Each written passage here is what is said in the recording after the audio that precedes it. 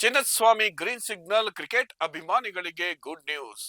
ರಾಜ್ಯ ಕ್ರಿಕೆಟ್ ಅಭಿಮಾನಿಗಳಿಗೆ ಬಹುದೊಡ್ಡ ಸಂತಸದ ಸುದ್ದಿ ಸಿಕ್ಕಿದೆ. ಬೆಂಗಳೂರಿನ ಪ್ರತಿಷ್ಠಿತ ಚಿನ್ನಸ್ವಾಮಿ ಕ್ರೀಡಾಂಗಣದಲ್ಲಿ ಇನ್ನು ಮುಂದೆ ಮತ್ತೆ ಕ್ರಿಕೆಟ್ ಪಂದ್ಯಗಳನ್ನು ನಡೆಸಲು ರಾಜ್ಯ ಸಚಿವ ಸಂಪುಟವು ಗುರುವಾರ ಒಪ್ಪಿಗೆ ನೀಡಿದೆ. ಒಂದು ಭೀಕರ ಕಾಲ್ತುಳಿತ ದುರಂತದ ನಂತರ ಸ್ಟೇಡಿಯಂನಲ್ಲಿ ಪಂದ್ಯಗಳು ನಿಂತು ಹೋಗಿದ್ದವು. ಆದರೆ ಈಗ ಸರ್ಕಾರದ ನಿರ್ಧಾರದೊಂದಿಗೆ ಮತ್ತೆ ಕ್ರಿಕೆಟ್ ಕ್ರೀಡಾ ಚಟುವಟಿಕೆಗಳು ಪುನರಾರಂಭಗೊಳ್ಳುವ ಸಾಧ್ಯತೆ ದಟ್ಟವಾಗಿದೆ.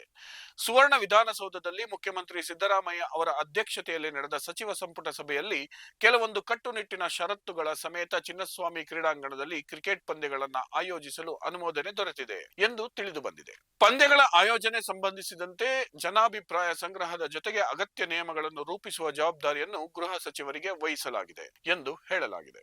ನಿವೃತ್ತ ನ್ಯಾಯಮೂರ್ತಿ ಮೈಕಲ್ ಡಿ ಕುನ್ನಾ ಅವರ ವರದಿಯನ್ನು ಆಧರಿಸಿ ಷರತ್ತುಗಳ ಸಹಿತ ಕ್ರಿಕೆಟ್ ಪಂದ್ಯಗಳನ್ನು ಆಡಿಸಲು ಸರ್ಕಾರ ಅನುಮತಿ ನೀಡಿದ್ದು, ಪಂದ್ಯಾವಳಿಗಳ ವೇಳೆ ಸಾರ್ವಜನಿಕರ ಭದ್ರತೆಯ ಸಂಪೂರ್ಣ ಜವಾಬ್ದಾರಿಯನ್ನ ಗೃಹ ಇಲಾಖೆಗೆ ನೀಡಲಾಗಿದೆ. ಈ ನಿರ್ಧಾರದ ಕುರಿತು ಉಪಮುಖ್ಯಮಂತ್ರಿ ಡಿಕೆ ಶಿವಕುಮಾರ್ ಅವರು ಹಿಂದೆಯೇ ಸುಳಿವು ನೀಡಿದ್ದರು.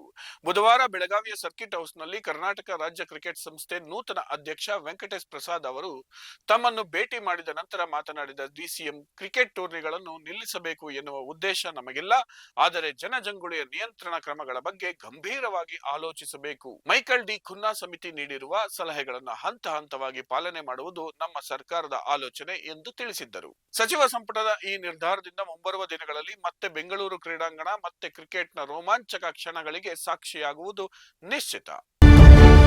ಡೆವಿಲ್ ಚಿತ್ರ ಬಿಡುಗಡೆ ದಿನವೇ ನ್ಯಾಯಾಲಯದಿಂದ ತಡೆಯಾಜ್ಞೆ. ಬಹುನಿರೀಕ್ಷಿತ ನಟ ದರ್ಶನ್ ಅಭಿನಯದ ದಿ ಡೆವಿಲ್ ಚಿತ್ರವು ನಿನ್ನೆ ರಾಜ್ಯಾದ್ಯಂತ ಬಿಡುಗಡೆಯಾಗಿದೆ.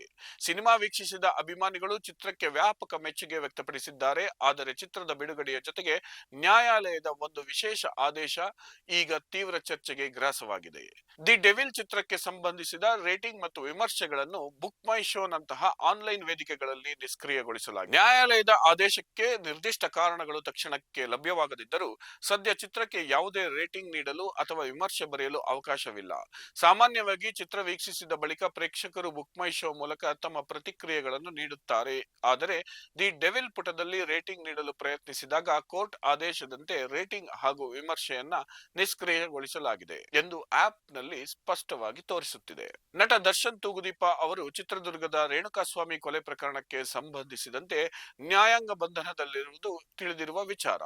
ಈ ಹಿನ್ನೆಲೆಯಲ್ಲಿ ಚಿತ್ರಕ್ಕಿಂತ ಹೆಚ್ಚಾಗಿ ಸದ್ಯ ನಡೆಯುತ್ತಿರುವ ಕಾನೂನು ಪ್ರಕ್ರಿಯೆಗಳಿಗೆ ಸಂಬಂಧಿಸಿದಂತೆ ಅಪ್ರಸ್ತುತ ಅಥವಾ ಕಾನೂನುಬದ್ಧವಾಗಿ ಸೂಕ್ಷ್ಮ ಚರ್ಚೆಗಳಿಗೆ ವಿಮರ್ಶೆಯಂತಹ ವಿಭಾಗಗಳು ದುರುಪಯೋಗವಾಗುವುದನ್ನ ತಡೆಗಟ್ಟುವ ಉದ್ದೇಶದಿಂದ ಈ ಕ್ರಮ ಕೈಗೊಳ್ಳಲಾಗಿದೆ ಎಂದು ಹೇಳಲಾಗಿದೆ. ಆದರೆ ಈ ನಿರ್ಧಾರದ ಕುರಿತು ಬೇರೊಂದು ಮಾತುಗಳು ಕೇಳಿಬರುತ್ತಿವೆ. ವೈಯಕ್ತಿಕ ದ್ವೇಷದಿಂದ ಸಿನಿಮಾ ಚೆನ್ನಾಗಿದ್ದರೂ ನಕಾರಾತ್ಮಕ ವಿಮರ್ಶೆಗಳು ಮತ್ತು ಕಡಿಮೆ ರೇಟಿಂಗ್ಗಳು ಬರುವ ಸಾಧ್ಯತೆ ಇರುತ್ತದೆ. ಈ ಕಾರಣದಿಂದಲೇ ರೇಟಿಂಗ್ಗಳನ್ನು ನಿಷ್ಕ್ರಿಯಗೊಳಿಸಲಾಗಿದೆ ಎನ್ನಲಾಗಿದೆ. ಚಿತ್ರ ವೀಕ್ಷಿಸಿದ ಬಳಿಕ ಮಾತನಾಡಿದ ದರ್ಶನ್ ಅವರ ಸಹೋದರ ಮತ್ತು ನಿರ್ದೇಶಕ ದಿನಕರ್ ತೂಗುದೀಪ ಅವರು ಈ ಕುರಿತು ಸ್ಪಷ್ಟನೆ ನೀಡಿದ್ದಾರೆ. ನೆಗೆಟಿವ್ ವಿಮರ್ಶೆ ಬರುವ ಸಾಧ್ಯತೆ ಇರುವುದರಿಂದ ಅದನ್ನು ಆಫ್ ಮಾಡಿಸಿದ್ದೇವೆ. ದುಡ್ಡು ಕೊಟ್ಟು ನಕಾರಾತ್ಮಕ ರೇಟಿಂಗ್ ಮಾಡಿಸುವ ಕೆಲಸ ಆಗುತ್ತಿದೆ. ಈ ಮೂಲಕ ಸಿನಿಮಾ ಸಂಸ್ಕೃತಿಯನ್ನು ಹಾಳು ಮಾಡುವ ಕೆಲಸ ಆಗುತ್ತಿದೆ. ನನ್ನ ಹಿಂದಿನ ರಾಯಲ್ ಸಿನಿಮಾಗೂ ಇದೇ ಅನುಭವ ಆಗಿತ್ತು. ಆಗ ಬೇಕೆಂದೇ ನೆಗೆಟಿವ್ ವಿಮರ್ಶೆ ಕೊಡಿಸಿದ್ದರು. ಅದಕ್ಕೆ ಈ ನಿರ್ಧಾರ ಕೈಗೊಂಡಿದ್ದೇವೆ ಎಂದು ಅವರು ಹೇಳಿದರು. ಒಟ್ಟಾರೆಯಾಗಿ ಕೆಲವು ಅಧಿಕೃತ ವೇದಿಕೆಗಳಲ್ಲಿ ರೇಟಿಂಗ್ಗಳು ಮತ್ತು ವಿಮರ್ಶೆಗಳನ್ನು ನಿಷ್ಕ್ರಿಯಗೊಳಿಸಲಾಗಿದ್ದರೂ ಸಾಮಾಜಿಕ ಮಾಧ್ಯಮ ವೇದಿಕೆಗಳಲ್ಲಿ ಪ್ರೇಕ್ಷಕರು ತಮ್ಮ ಅಭಿಪ್ರಾಯಗಳನ್ನು ವ್ಯಕ್ತಪಡಿಸುತ್ತಿದ್ದಾರೆ. ಸದ್ಯ ದಿ ಡೆವಿಲ್ ಚಿತ್ರಕ್ಕೆ ಪ್ರೇಕ್ಷಕರಿಂದ ಮಿಶ್ರ ಪ್ರತಿಕ್ರಿಯೆಗಳು ವ್ಯಕ್ತವಾಗುತ್ತಿದ್ದು, ನ್ಯಾಯಾಲಯದ ಈ ಆದೇಶವು ಕನ್ನಡ ಚಿತ್ರರಂಗದಲ್ಲಿ ಹೊಸ ಚರ್ಚೆಗೆ ನಾಂದಿ ಹಾಡಿದೆ.